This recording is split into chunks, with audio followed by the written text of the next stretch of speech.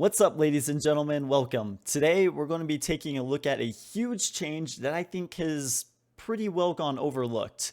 And that's the change that was made to gems back at the end of the New World Preview event. Pulling up the patch notes, we read, gems no longer give attributes, but instead provide elemental damage for weapons and family banes for armor. Wow. Now, in previous iterations, gems were used as an attribute buff. For example, Amethyst would give intelligence and focus buffs, Ruby was a strength buff, Moonstone was a strength and focus buff.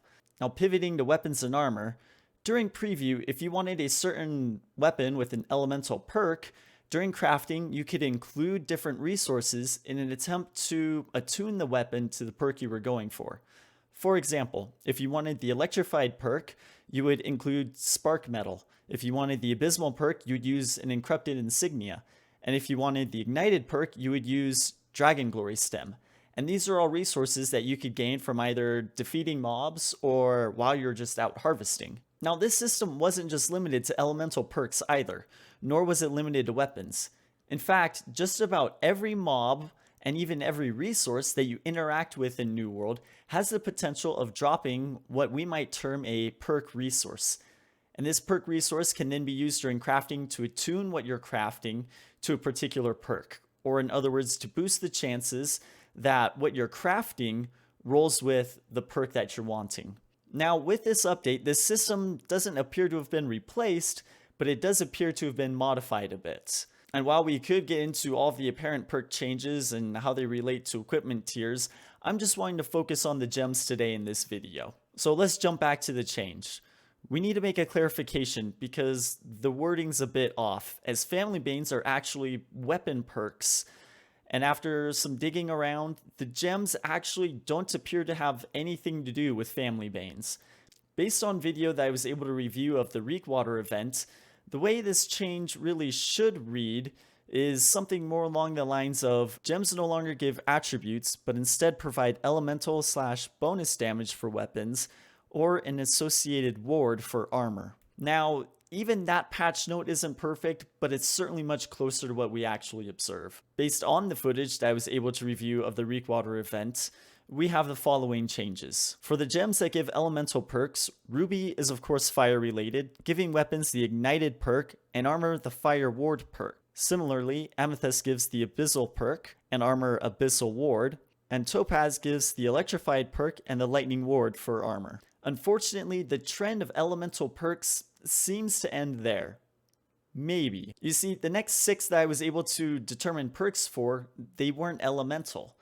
Not too much of a surprise given that I didn't really expect that Amazon had implemented 9 new elemental perks in the game, but I was kind of hoping that maybe they just didn't have perks associated yet and we might see those later down the line. Now, that's where things started to get interesting again though, because while 6 of the 9 did have perks associated, there were 3 that weren't accounted for. Malachite, Diamond, and Aquamarine were all not present during the Reekwater event, or at least they weren't one of the things that were just given to players to use. Now, with the recent tease of possible ice magic being included, it's possible that maybe Aquamarine, maybe Diamond could be associated with this ice element that's coming out.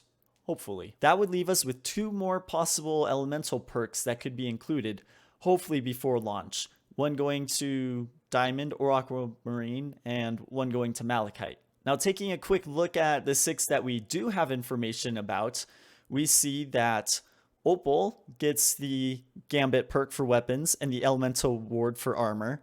Jasper gets Retaliate and Strike ward. Emerald gets Opportunist and Thrust ward. Sapphire, Empowered and Magic ward. Moonstone gets Exhilarate and Slash ward. And Onyx gets Brash and Physical ward. Now, initially, the way this change reads had me really excited. Now, I'm still excited, just a little bit more tempered about it. If Family Banes had been included on gems, that would have made this an even bigger change to equipment than what it already is.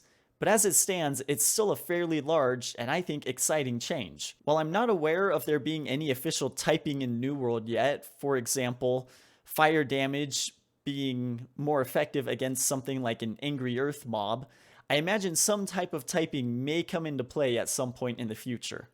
With elemental perks now being gem based, you'll be able to change your elemental perk simply by swapping the gem that you have socketed. And this might even be something that's more beneficial as it pertains to armor, where if we're going against something like an ice boss, we can socket our ice ward gem, giving us resilience to its attacks. And we can then repeat this process as many times as we want or as necessary. This works so long as Amazon continues to allow us to replace socketed gems with new ones. Using a playstyle like this also has the potential to benefit the economy, as when a new gem is socketed, the old socketed gem is lost.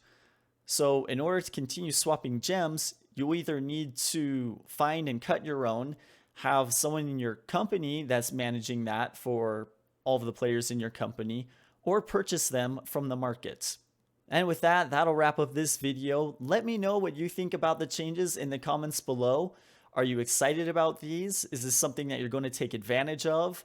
Be sure to smash the like button, subscribe for more New World content, and look me up on Twitch to catch me live. I'll be streaming New World starting July 20th, and I hope to see you there. So long.